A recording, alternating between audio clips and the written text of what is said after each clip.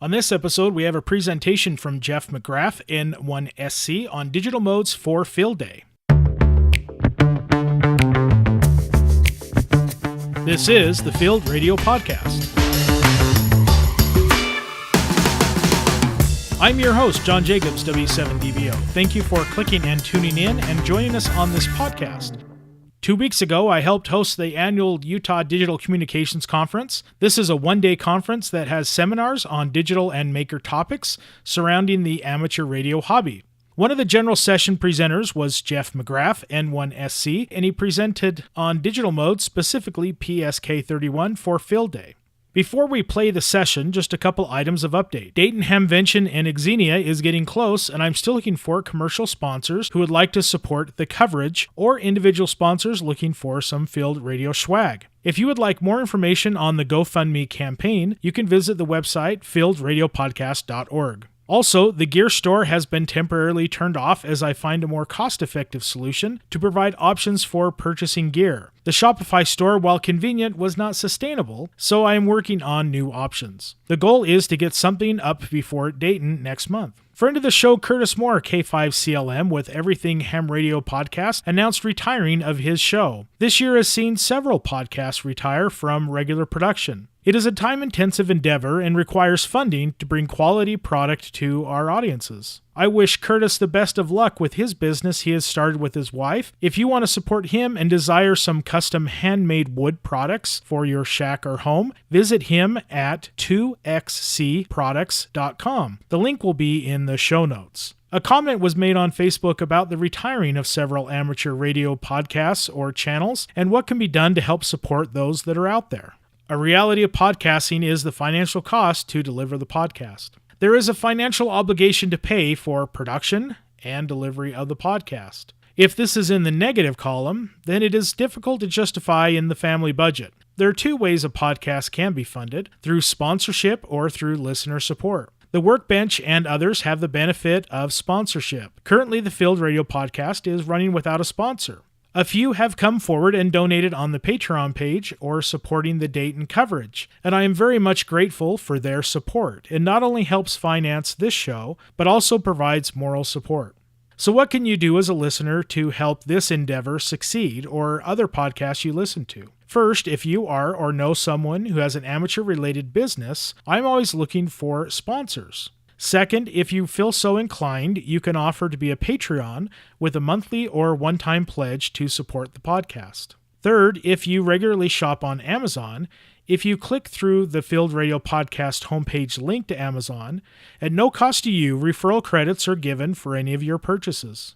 Fourth, leave a favorable review on iTunes, Facebook, YouTube, or other places you access the podcast. This helps brings in new listeners and helps grows the program and makes it more attractive to sponsors. Fifth, tell a friend or make a mention at your club meetings or in your newsletters. Helping the audience grow brings new opportunities and helps the program succeed.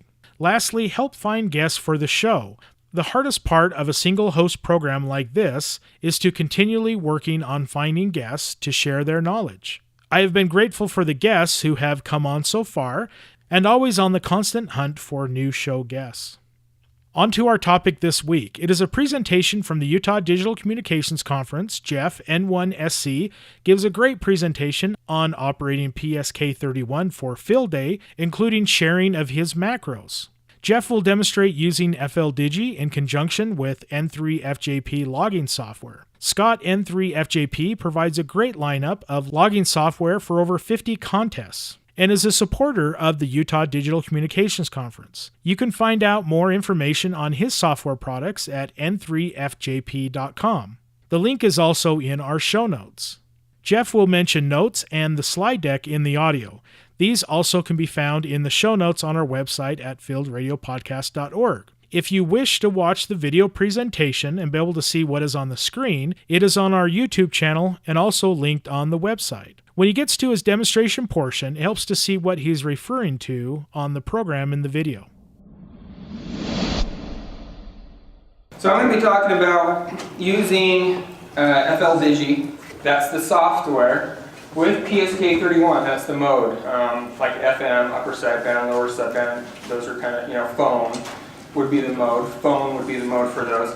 PSK31 is a mode for digital, right? You have other ones, FT8, JT65, JT9, MFSK, Olivia, any of those. And I've used pretty much more or less of all of those, but all of those I'm going to focus on out of all of those I'm going to focus on PSK31. So just really fast, everybody get out your cameras, write these links down. These links, I have literally taken all of the notes for you. Everything that's going to be in my slides, this is the link to the actual slides themselves right here.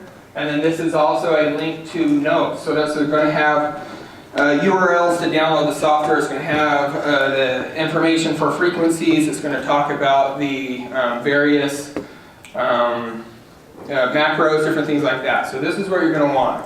And then I'll also have this up at the very end. So, okay, perfect. Yeah, so this is so that way you guys can focus on listening to the presentation and trying to figure out what I'm actually doing on the screen, rather than trying to just scramble and take notes as fast as possible and you go, oh shoot, what did he say? Right? It's like I'm sitting there in math at the University of Utah, and I'm sitting there going, okay, sweet, I'm following. He's going through the quadratic formula on why it actually works, and it's, you know, I see a little bit of black magic going on.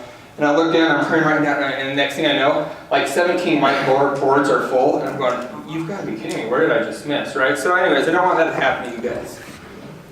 All right, so we're going to go ahead, again, I'm an amateur. I'm not a professional, but I did sleep in a Holiday Inn last night, and Ted's heard me say that joke about 18,000 times. FLDIGI can do a lot of things. It can actually, it's a very, very complicated program.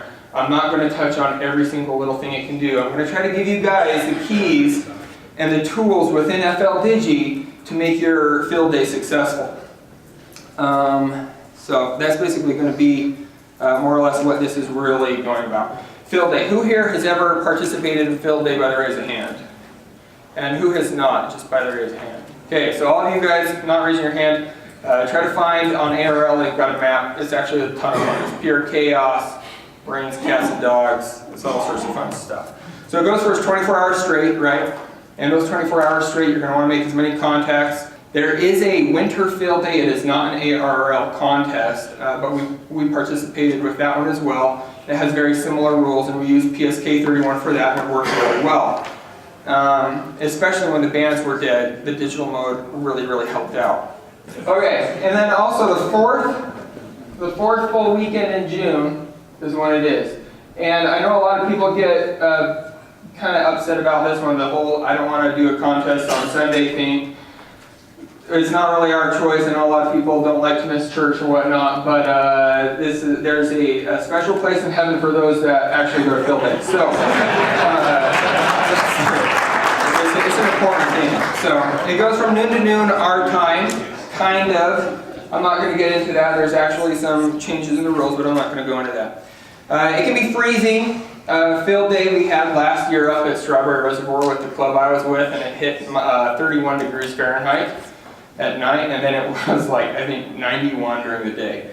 So it's a lot of fun. Goes straight 24 hours. Okay, so let's actually get into the meat of the discussion now that you guys know what field day is, because it sounded like none of you have ever heard of it before. PSK31 is a digital mode. There's lots of them, and it gives you extra points. It counts just like CW, it gives you 2 points per contact. And there's multiple multipliers. So, if you work one station, say you work, who knows Carl WE7OMG, let's say he's working field day, right? I work them on 10 meters, I work them on 20 meters, and I work them on 40 meters. Well, all using PSK31, I've got 2 points for each one of those, now I've got 6 points, right? So you've got all sorts of different multipliers with it. It gives you a lot of points, especially where, who has ever been working field day and you're just running into the same station over after over and over and over again? This gives you one more opportunity to go beyond just the phone and the CW to have another opportunity to work that station yet again on all those bands, right? It's also really great with RF noise. So PSK31, it's really, really narrow. Phone, you're taking up 3,000 hertz, right? 3 kilohertz worth of space. Well, each signal is only 60 hertz wide. So if you, and the first 300 hertz are kind of really unusable, right? and if you put the ceiling at 3000 hertz, you've got 27 hertz worth of space, of working space, so you can squeeze 45 signals in that tiny little area, theoretically. Sometimes people don't line them up perfectly straight, so there's a little bit of space. But you could technically fit 45 signals, which allows you, you're not changing and jumping around frequencies. You know where everyone's going to be at there. Everybody's at the same location, and you can just jump around and see, and it's like you watch the waterfall light up right at noon, and you go, oh my gosh, what in the world did I get into, right? It's 31 baud. It can do about 50 words per minute. It helps fight QSB. It doesn't really, I'm just going to generalize here, it doesn't have error correction, but it is quick. So sometimes you're going along, it's wonderful, and all of a sudden, right? And then it comes back and you can start reading it again.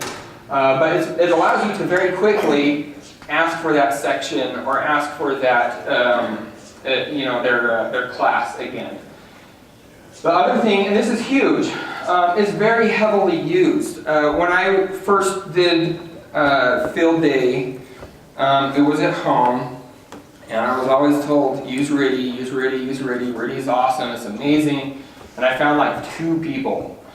And I was searching up and down the band, looking, I couldn't find anybody. And then I stumbled across 14.070, and it was like, right, I'm turning and fudging around to try to turn down the volume, it's blowing me out of the water. So we've got some other modes, right? You've got phone, upper side, lower side, you've got Morse code, and then you've got the digital PSK31 and RIDI, right? So, one of the things that I've heard on the repeater is, okay, well PSK31 is fine and all, but why don't you want to use something like FT8? FT8 is incredibly resilient, JT65 and JT9 are incredibly resilient with QSB, QRM, QRN, but it's not very resistant to XYL QRM, so just forewarning. So it's fantastic. They're really narrow. I mean, you could squeeze a gazillion of them in there with JT9, right? It's fast, and the fact that you have the data goes through, and you know exactly what they said, and you can move on to the next station when you complete it. You're not asking again and again and again what they said. But it's also really slow. In GT65, you're looking at a minimum of 5 minutes for a full exchange. And when you're in a contest, it's kind of not really what you want. ECC up the wazoo, but it's not really for contesting. People are going, well, FT8, that's a lot faster. That's a 15-second time cycle, right? So you can get a full QSO in under a minute or 2 minutes, 2.5 minutes. But you're limited to a 13-character count limit with each transmission.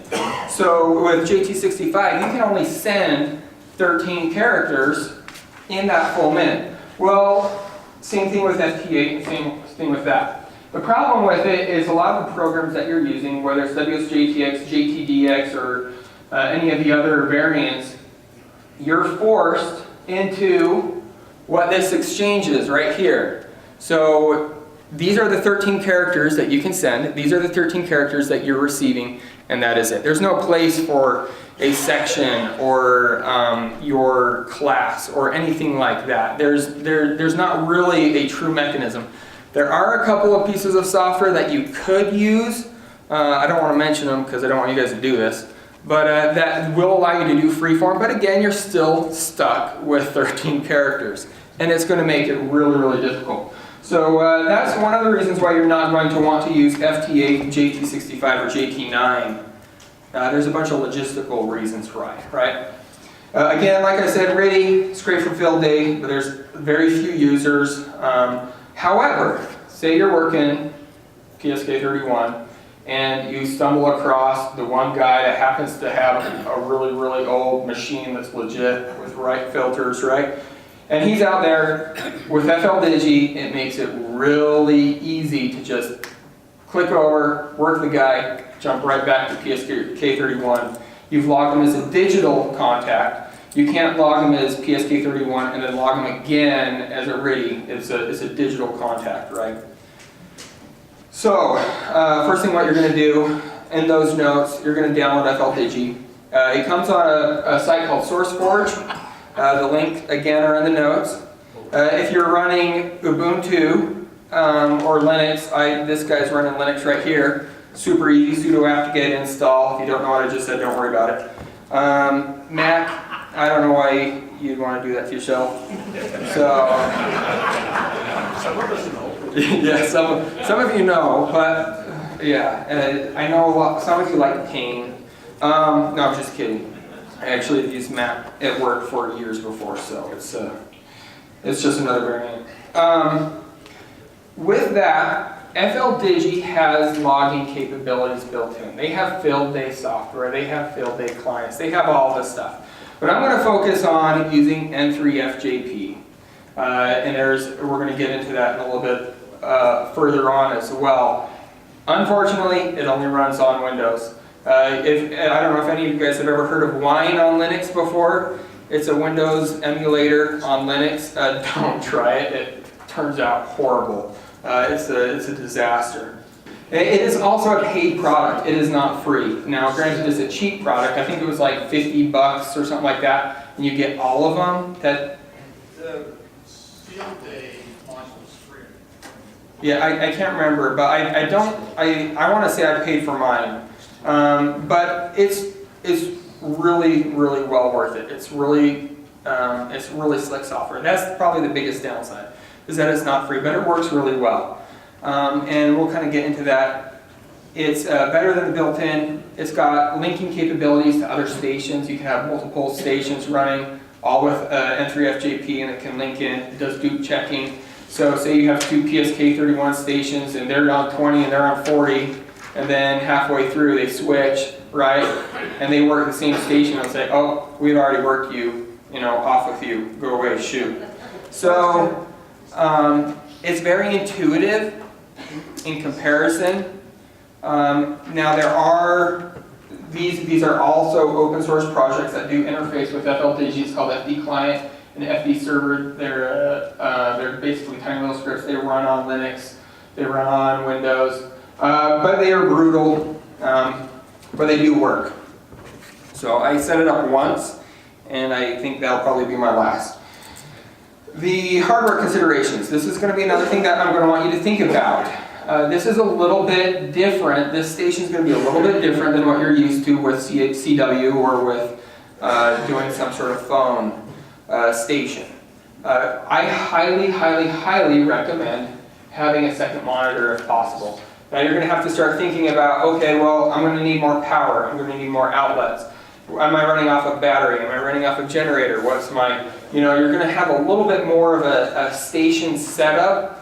It's going to be a little bit more involved, but you're going to want to kind of think about these things ahead of time when you're getting ready for this PSK station. You're going to, what we do is we'll have the logging to N3FJP up on one screen, so we can see it pop up and tell us dupes. Or sometimes it's nice to just be able to say, oh, cool, well, we're on 40 meters, right? Or like, oh, cool, yeah, we worked you on 20 meters. Thanks for the second contact, right?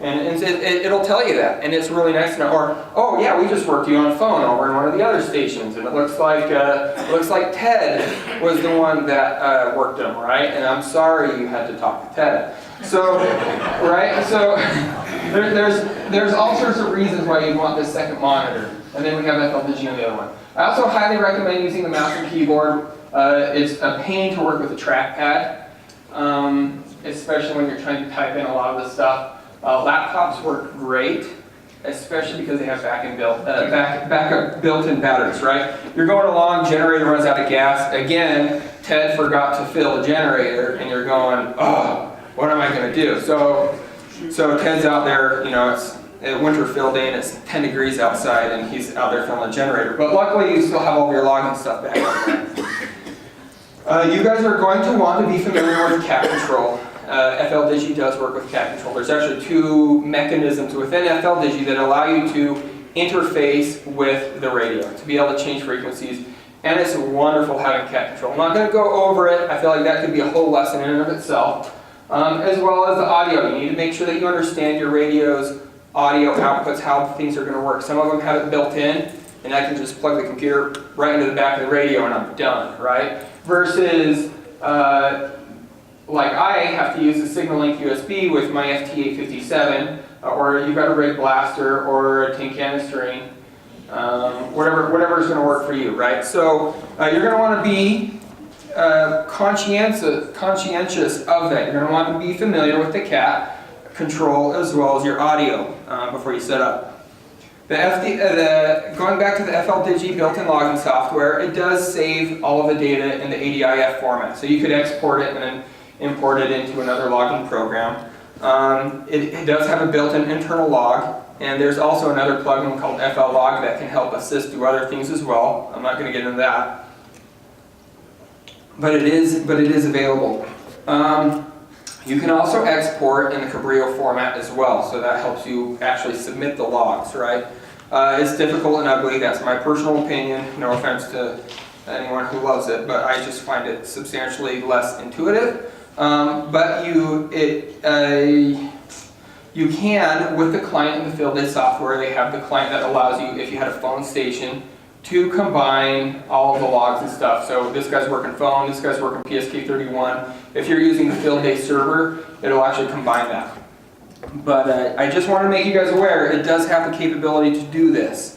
But I choose to use the N3FJP logging. It also saves in the ADIF format. It runs locally as a server.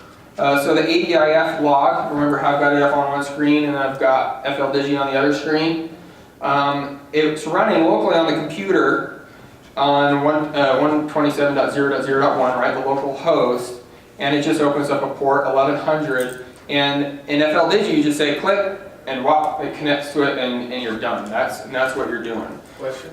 Go ahead. So FLDIGI is a client? Yes, exactly. That's exactly right. So FLDIGI would be a client and is actually pushing data to the N3FJP logging software, which is then, to make it even more fun, is then networked and logged, because it can be a client to another server, and everything's syncing that way. So you got to think about what you're going to do with your logging. That's horrible. Ted's rolling his eyes at me again. All right, so again, it also exports in Cabrillo format. It does a couple of other things too. It'll say like, what was your section, what was your class, and it calculates automatically. It says, okay, these were your digital contacts, these were your phone, these were your CW, this is your multipliers. Were you running on battery backup, or did you have solar power? Did you have contact Mel Park and get the message from your section manager? Did you work at a satellite station? It does all of that for you, spits out the logs, and you literally just send it and you submit it. It calculates the points for you. It does the bonuses. It does all of that. So it's really, really easy to use. It even has a map, so you can actually load it up and see where you've worked and where you haven't worked. And so it does combine them. It allows people to be working on phone or CW and to actually see those imported. Like I said before, you could say, oh, I've worked someone else before. There are two methods with N3FJP for syncing all of the various N3FJP clients together, right? How do you do this? They have a TCP option. I got it to work once, and the other time it actually crashed on us on field day, and I had to back up to this one. And later on they said, oh, this is actually the preferred route. SMB Samba, we did is we would just set up a laptop, a Windows laptop, share a folder, you put the file in there, tell everybody where it's at, and they all connect to that file over Samba. And it works slicker than snot. So. The other thing that's really cool about N3FJP, you're working from home. You're not with a club, right? Alif's decided, he's like, oh, I hate those guys with the Utah Valley Amateur Radio Club, especially that Jeff guy. He just rambles on, right? He's like, I'm going to work from home. I'm going to be a 1H, right, in UT. But he's made some really freaking cool contacts, and he also wants to, hopefully, maybe they submit into Logbook of the World or QRZ or whatnot. It'll push to that for you. It doesn't push to QRZ, but it will push to the Logbook of the World, and then I just import from QRZ, or import from Logbook of the World straight to QRZ. So, and it will also handle other contacts. So as I'm working other guys, like say I'm working from home, I'm doing field day from home, if I've worked them before on WSJTX, it's in my N3FJP logging software. If I've worked them on phone, it's in there. If I've worked them on Meteor Scatter 6 meters, it's in there. So that's kind of one of the things that's really, really nice about that is if you're doing it for personal, not necessarily club, it gives you the opportunity to see that you've actually worked them before, and it's kind of fun to see that. Okay, so terms. Who here recognizes any of the terms up here? Raise your hand. See, I'm actually, what you guys don't know is your doctors told me to help you get exercise, so I'm having you guys stretch out a little bit. Okay, so who here is fluent with Morse code? Or not even fluent, but has attempted and has gone through the pains of Morse code? Okay, there we go. See, now we've got some more hands. So these are relatively common abbreviations that you would use in Morse code, are they not? So CQ, these are going to be terms that we use regularly with digital, whether it's PSK31, PSK63, MFSK, Olivia, any of those. We use these quite a bit. And so CQ, we all know what that means, right? Calling any station. FD, we'll tack that in for field day, because I don't want us to type out field day and let it go on forever. So I'm going to go CQ, CQ, field day, or CQ, field day, CQ, field day. Back to you, again, that totally came through scrambled. I have no idea what happened. Ted got a generator too close, maybe, I don't know. And totally scrambled everything and tons of RFI. PSE, like please, right? QSL, confirm or acknowledge receipt, right? One of the two, question or answer, it can work as both ways. QRM, QRN, and QSB, right? You've got man-made noise, that's how I remember it, nature-made noise, and a bumpy road, right? Your signal's got a bumpy road, QSB. Or you're just going to jump, and I'm going to go from 20 meters to 40 meters, and you want people to follow you over. These two are used heavily. K and KN. From the usage, K basically means, this is N1SC, CQ, CQ, field day, N1SC, PSEK, right? So that's what I'd say when I'm calling CQ. That means K is kind of like over, I'm done with my transmission, anybody come back to me. And versus the KN is kind of the same thing, it's like, okay, I'm done with my transmission, but I'm talking to Doug, where's Doug? He's right there. I'm talking to Doug, and I don't want anyone to come back at me. I don't want anyone to come back to me. So I'm going to put KN on the end. And that way, when you see someone else saying that, you're going, oh, they're having a conversation with someone else. I'm going to wait for them to finish, right? SK, I'm jumping out of here. I'm going to go jump in the lake. It's too hot. QRZ, right, I'm ready for the next station. So again, they use a lot of the same terms, a lot of the same abbreviations. Okay, this is just kind of a quick tip I want to throw out there.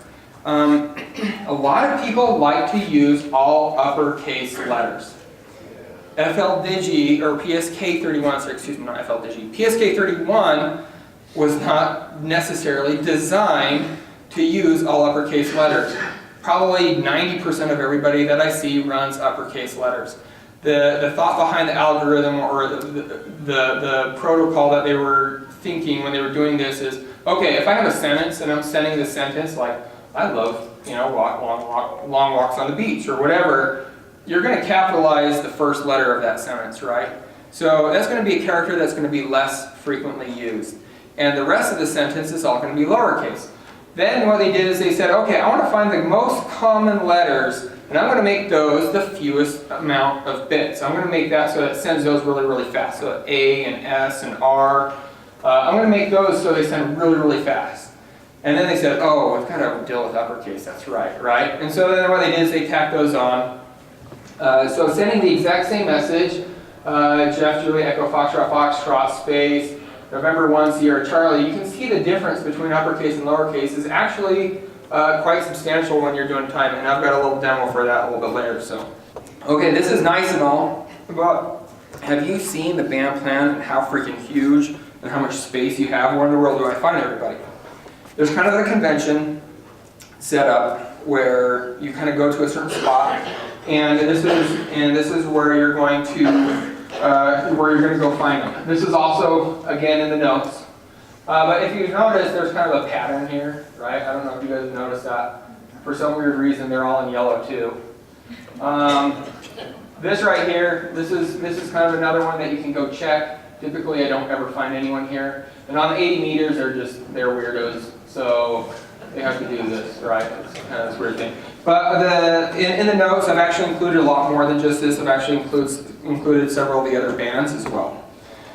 Okay, so this is going to be the one thing that I'm really going to want to go over is the workflow. And this is why I have the demo set up in the two laptops.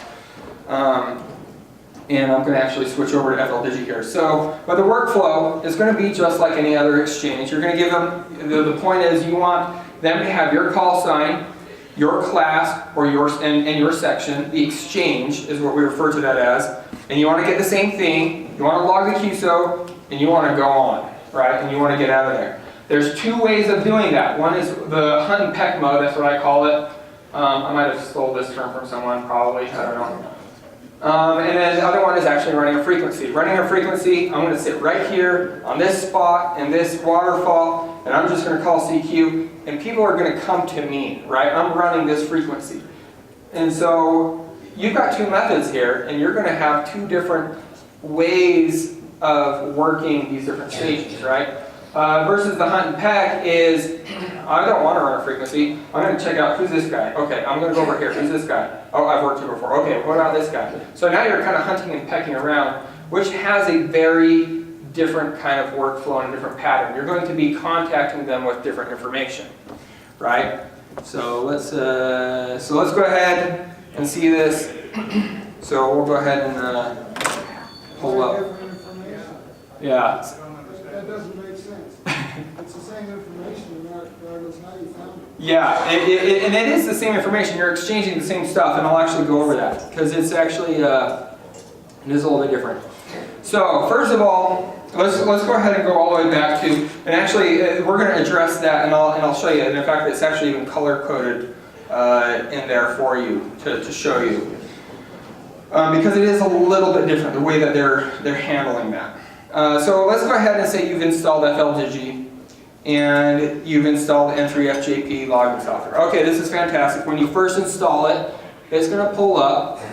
Let's see, the setup. So you're gonna fill this out, right? You're gonna fill out your information. This is going to help with writing that Cabrillo format file at the very end for submitting the logs, right? Different things like that. It tells you, so say you're using a club call up here, right? K7 UVA or whatever club might be, but I'm still the operator, right? I'm the person in charge or whatever, unfortunately. I'm going to go ahead and put that up here, right? Also, when you're in here, if you're changing operators, you've got someone there, someone needs a break, you can change it really quickly. So it allows you to be able to see this very well. Again, right here, this is a little bit different because I'm in the digital portion, but it actually will let you read. It will tell you what you need to say to the other person. This is K7 UVA, please copy 3 Alpha Uniform Tango, right? So you literally read that from left to right here. At the same time, when they're giving you that information, you literally punch it in right here. It's going to show the contacts up here. Where you're at, if it's a duplicate, or if you've worked them on maybe a different frequency, it'll tell them, it'll say, hey, you're good to log them, or hey, that was the first time that you've worked someone out of Los Angeles, or whatnot. So it gives you kind of a little bit message feedback in the blue window. So that's what this is. So you get that, you finish getting this set up and installed. Oh, I don't have time. Okay. So you finish getting this set up and installed. What you're going to do is you're going to come down here and you're going to say, Remember how I was talking about how it goes over port 1100, or yeah, 1100? You've got to turn that on. So we're going to go ahead and turn this guy on. And I want to enable the server on this port, right? Done. So that's all it is. Check this, and then done, and now you're good to go. So this guy is ready. Now there are some, I have included in the notes links to help configure and connect this guy to the other guys, to all the other stations. I'm not going to cover that now. I want to cover just specifically the interaction with FLDIGI. But they have videos and different things like that that help you link all of the stations together. So you're going to want to go into the notes and actually read those and check that out and be familiar with them. So we've gone and we have installed FLDIGI at this point in time. It's the prettiest thing you guys have probably ever seen, huh? Like, that's just really good. The first time I actually loaded it, I think I started to cry. Because you're going, what in the world is this? I have no idea, all these weird things. And you've got these tick marks, okay, that's nice. What in the world is this slider? So again, I'm not going to try to cover everything, but I'm going to give you just kind of some really quick basics here. And I want to make sure that I'm actually covering everything that I want to go over. Okay, so when you first set up, just like the M3FJP software, it's going to have you set up your information. You're going to punch in your call sign. Notice I put lowercase letters, right? Because I want to be a little bit faster. I'm in Lehigh, Utah, so this is like if I was just doing general rag chewing or whatever. I'm in DN40BK. And by the way, that does not work very well for CW. If you guys are aware of break in CW, people think I'm breaking after giving my location. And they're like, what in the world's going on? I can set the same thing. I can put my club call here and then the operator call here, right? My name, antenna. I've filled this out huge before sometimes. I've got a multi-parallel homebrew dipole made out of copper weld wire that's, you know, you can go to your heart, you know, you can go crazy with that. So anyway, so what you're going to go ahead is you fill that in when it first pops up. And then, and I'm actually not going to show you this. I'm going to show you the easier route.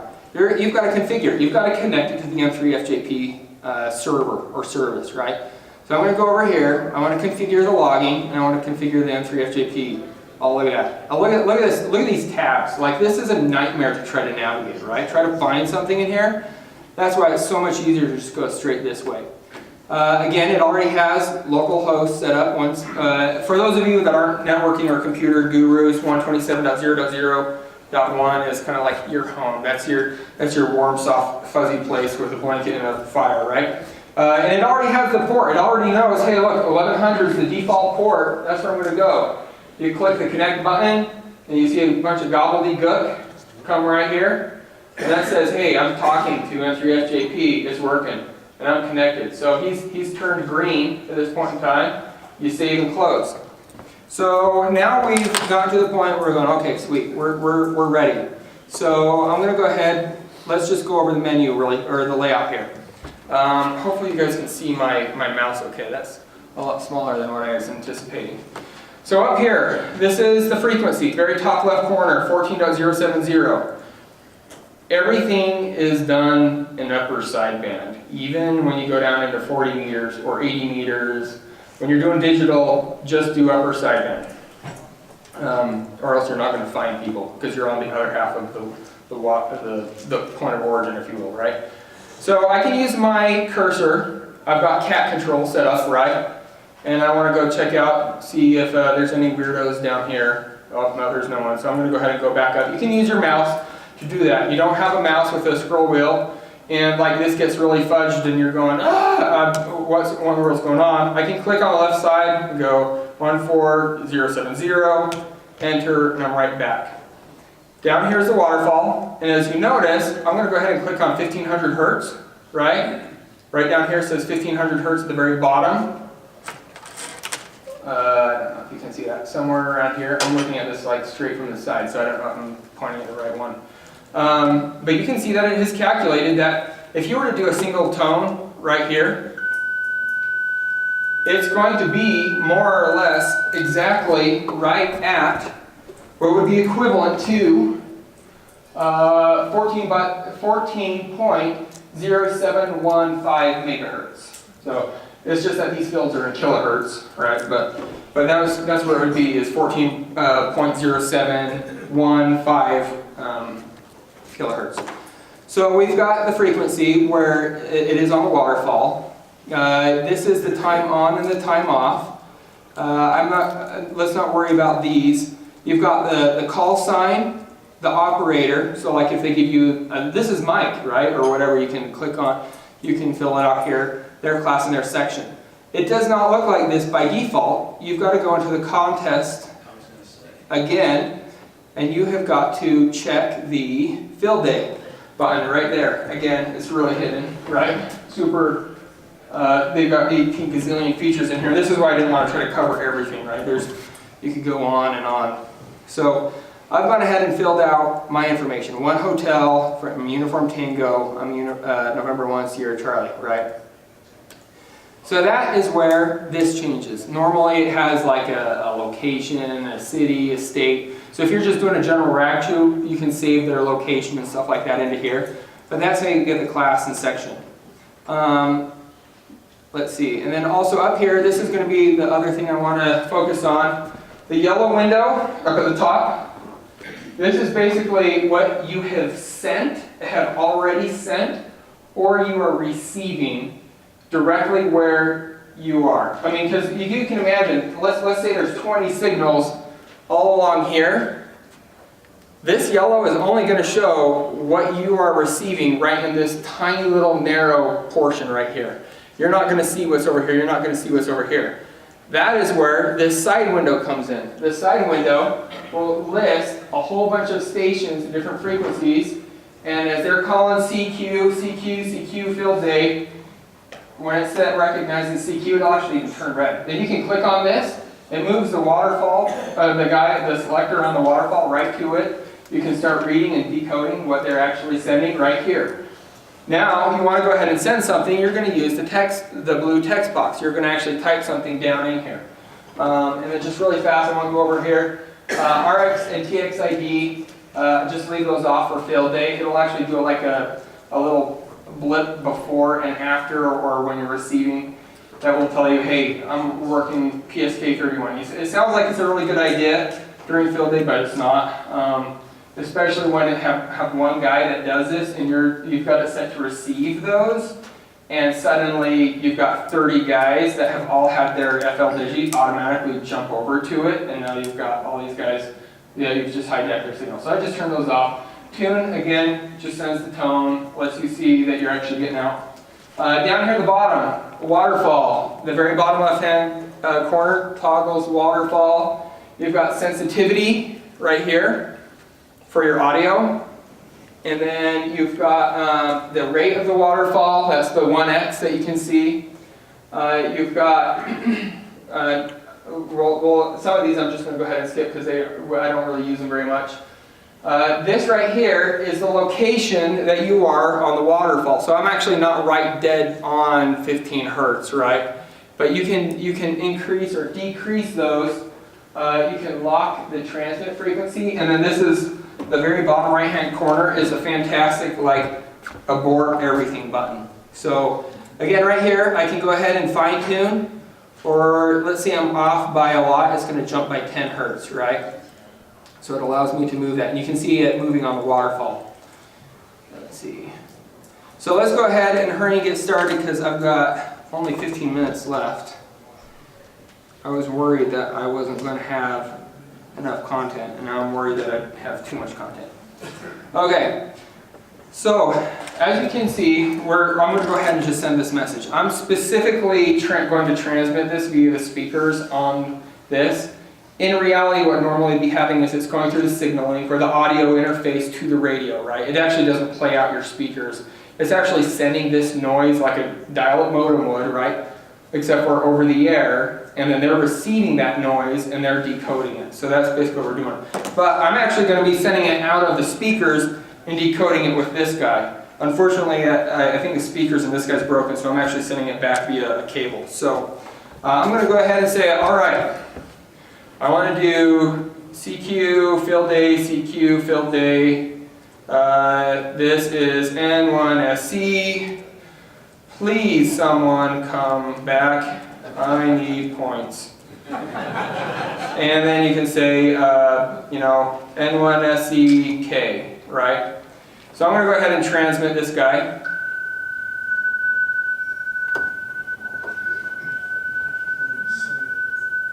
And you can see it actually sending. Now I go, oh, shoot, that was really rude of me to say that. So I'm going to go, and I'm going to delete this.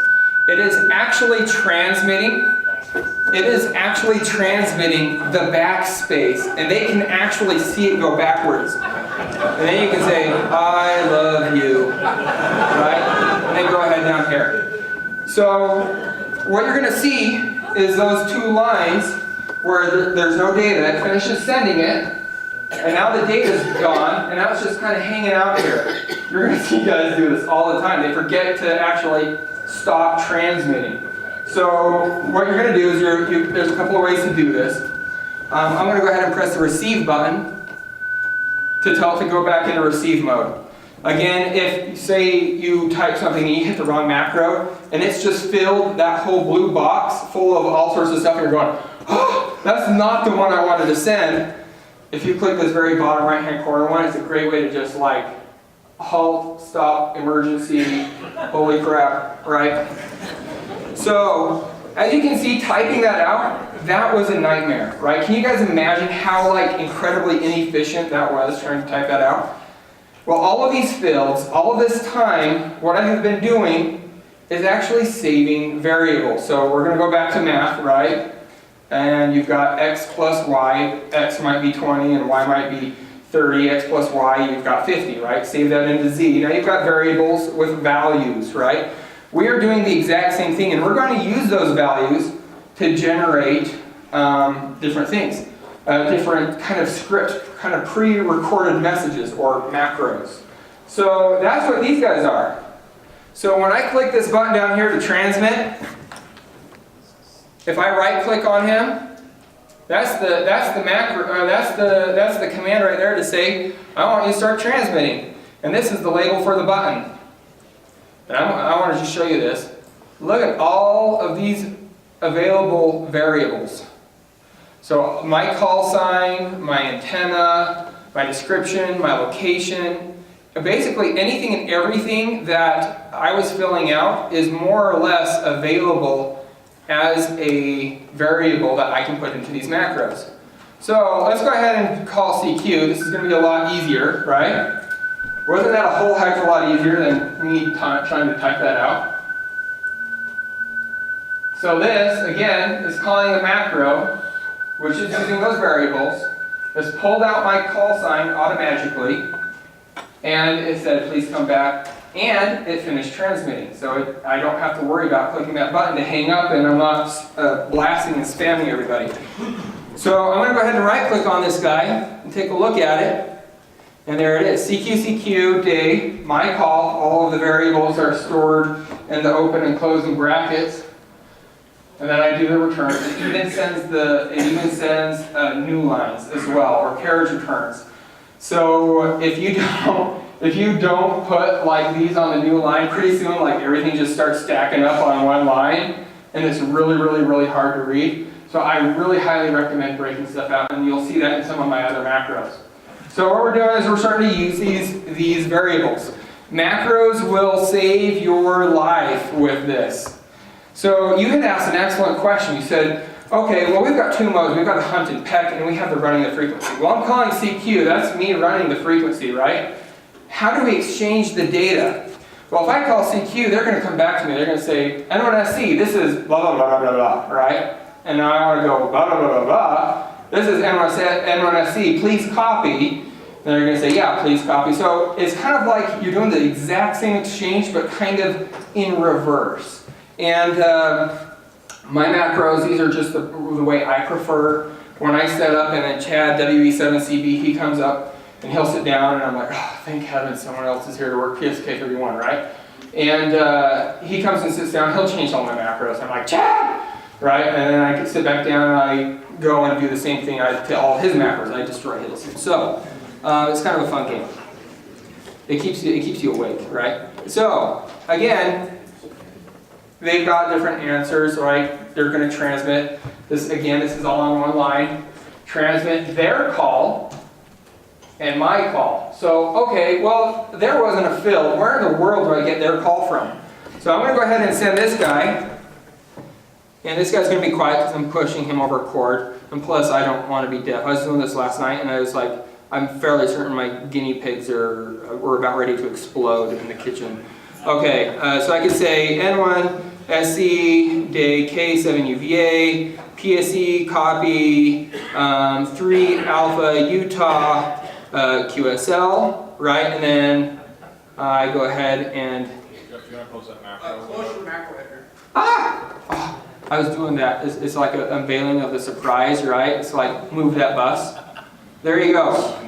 So, I'm just kidding. I didn't actually do that. I wasn't even selected on the frequency. So let me go ahead and copy paste. I didn't even select it. Okay, copy, paste, send it again. Oh, I didn't even, okay. Okay, so again, right there, it cut off the beginning of the call sign, right? And I'm going to say K7UVA, K7UVA, 3 alpha UT QSL, right? K, and I've stopped transmitting.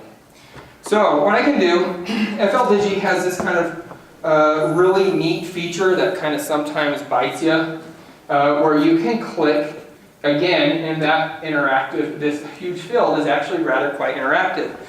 You can right click on it and you get a context menu. You can clear, different things like that. I can go ahead and click on K7UVA. Boom, it's already put this in here. It's calculated what time I started, and when I finished until the time I click the logbook, it actually do the start and end times for me. I can say, oh, they are 3A and they're in Utah. I have now just filled out that information. So now I can go ahead and come back and say... Oh, hold on a second. Yeah, go ahead. Take a step back. How did you fill those in again? Yeah, so let me hurry and show real fast. Right, so I'm going to go ahead and clear these guys really fast. This little broom, we'll clear those fields for you, so then that way it kind of gets you back. This little world icon, you can actually tell it in the logging to hook up to QRZ, and it will actually pull the data down for you. So if you click on their call sign, it does a lookup on QRZ, pulls that data down, and pre-populates like everything, including like their ancestors and all sorts of stuff, right? And so again, you've got this call sign, right, the call box.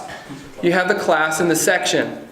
In this context menu, I saw them pull, or excuse me, I saw them send this to me. So I have their call sign, I have their section, I have their class.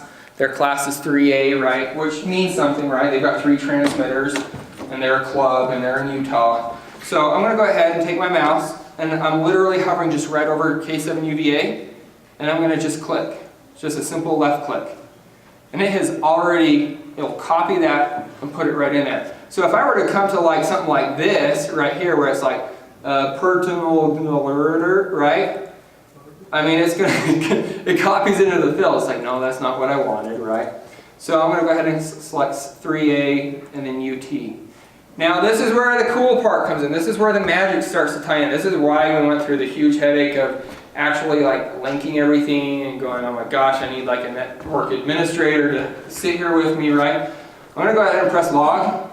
I've just finished, and they've finished talking to me, and I've finished talking to them. I just press this tiny little arrow where it says save, right? This little thing saving into, I don't know what that is. It looks like a smashed ruler or something. I don't know what the icon is.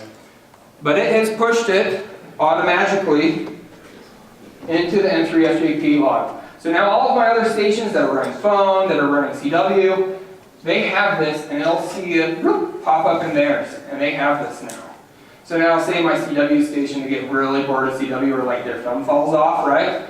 So, and they switch to digital, they now know, oh, K7UVA, which is a 3A, was already worked on the 20-meter digital mode, so I'm not going to do that. N3FJP does some other features like band negotiation, so make sure you're not like, people aren't doing on the same band in the same mode at the same time.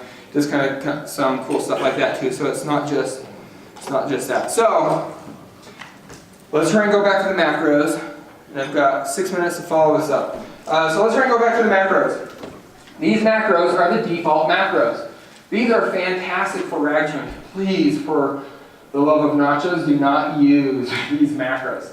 Like when I start a conversation, there's nothing, or when I start an exchange, there's nothing more irritating when they click this brag button and I'm working a contest and they go, my name is Bob. I have 173 grandchildren. Their names are in reverse alphabetical order. I'm running a rig blaster at 17 watts with a dipole that's 12 feet off the ground. I was licensed in 1843, right? So you're just going, oh my gosh, please I just want to get the exchange, move on. It's like, okay, you're 1H in Alaska. You know, I'm just kidding. But anyways, you can't actually I'll set up macros to say, explain field day, explain the exchange, and explain the section. And I'll click those and queue them all up, let it run through. They come back with the information, I go, okay, that was a really long contact, but I got a contact, that's 2 more points, right? So, I'm gonna go ahead, first you saw the painstaking way of filling out the blue stuff. You saw okay, this is a little bit more gooder, less batter, right? Less batter, you get smaller pancakes, or fewer, depending on how you look at it. So, you've got this one, right? You've got the KN, back to you, my name, their call, your call, different things like that. Over here, the very right-hand corner, this took me like years to discover this thing because it's so small, so hidden. In fact, it's cutting off on the monitor. See, that's how hidden it is. They don't want you guys to even see this. There is a tiny button right here that says 1. It is like twice as wide as what my cursor is on the screen.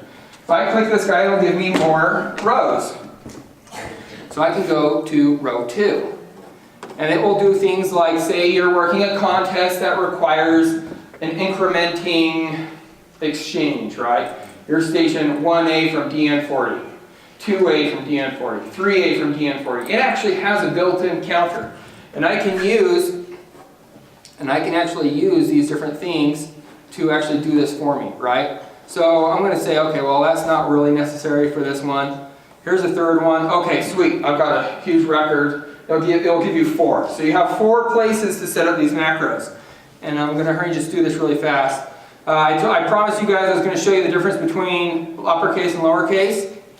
So here's uppercase, which takes 25 seconds is about the average of what I've calculated this out. So kind of give you an idea as to the speed.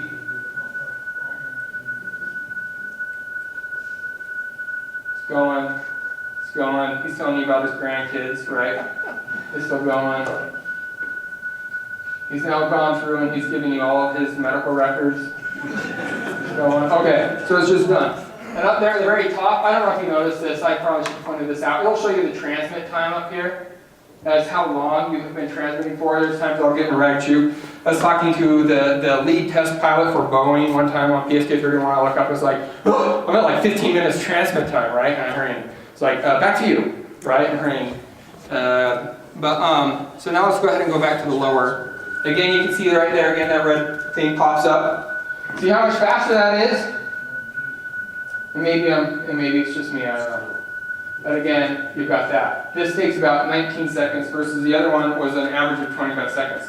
So you've just shaved, I don't know, what is that, like, Gary, a really good math, what is that? Somewhere around a third, approximately 30% roughly, time that you have just saved.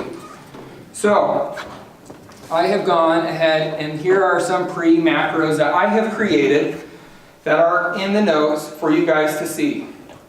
We're going to go back to your question again. The green I have saved as I'm running a frequency. The red is for I'm hunting and pecking. And the purple is the holy crap, help me out, something weird's going on, right?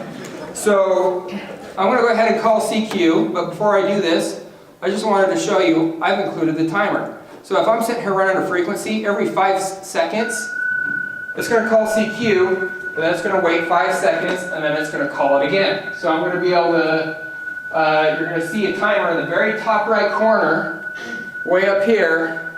As soon as it's done, he's going to start to count down, and he's going to go back to CQ again. So this is like really, really useful when it's like 3 in the morning, by the way. So, okay, so I'm going to go ahead and say, I want to abort in the middle of this. I'm going to click the magic button down here. Ooh, I almost forgot to go over this. This is a really, really, really, really important feature. And I'm like almost out of time. 1 minute, okay.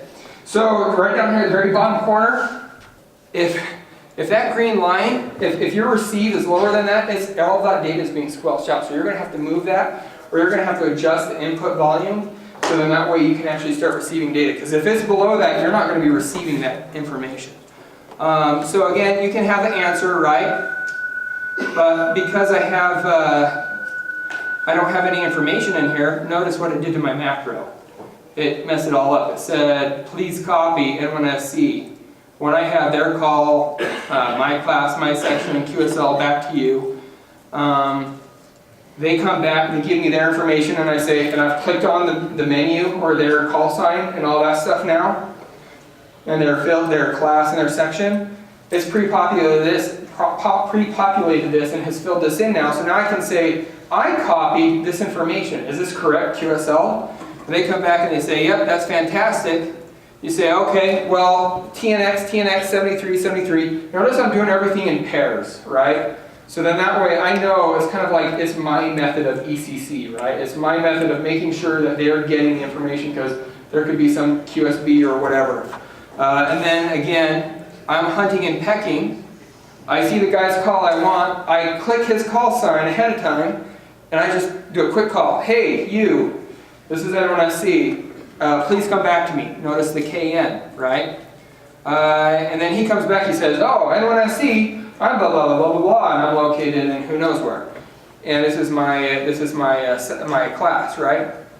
And I can go back and say, okay, well, please copy my call and my class and my section, right? And do QSL back to you from me, again, KN.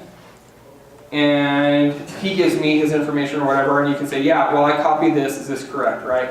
And again, you're going to adapt these as you go. This is kind of a good general starting point. And then you can say, thank you. Notice that I'm not calling QRZ at the end of his frequency, right? I've done that a gazillion times, and I'm like, oh, sorry, I accidentally hit the QRZ button instead of the 73 button. Because he was running the frequency, and I was approaching him. So those were kind of like the differences between running on Go. And then just really fast, this is a big one. Again,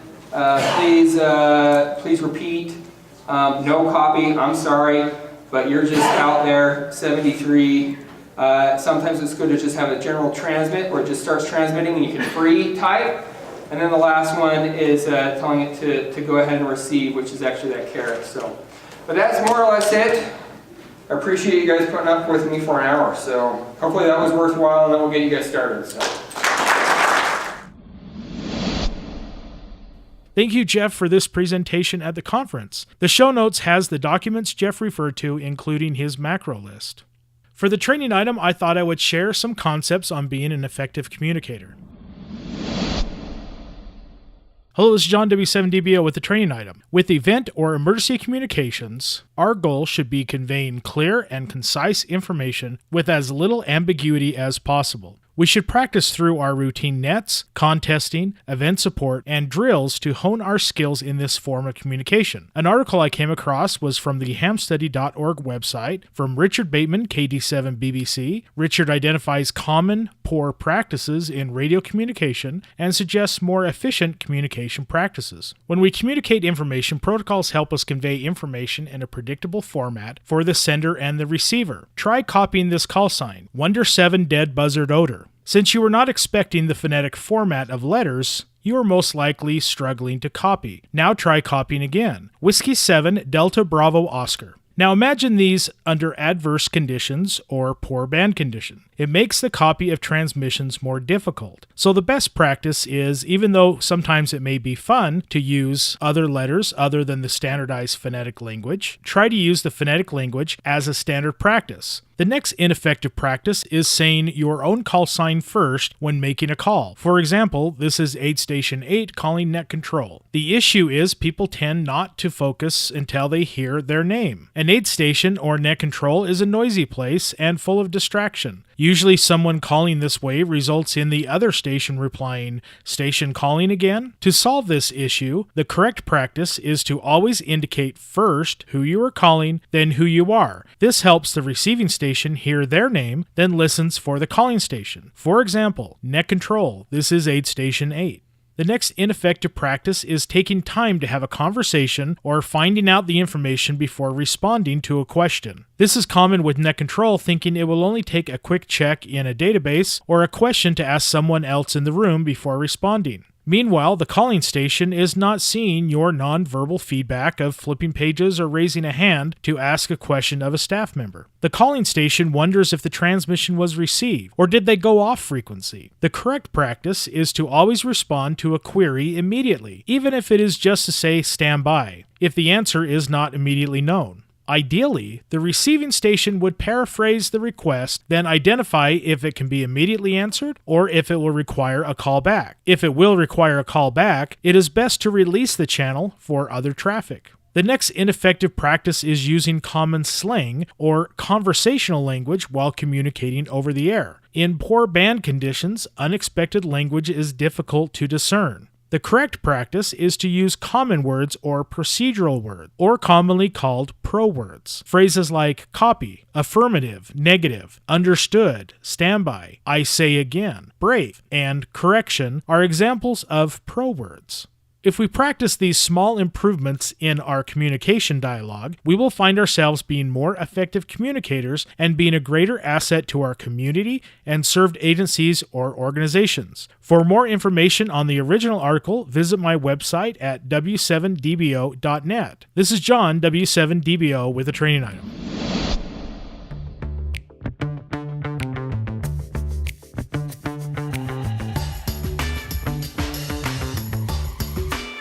This will do it for this episode. Thank you for listening. As always, please send me your comments, feedback, and show ideas to John, that's John, at fieldradiopodcast.org. 73.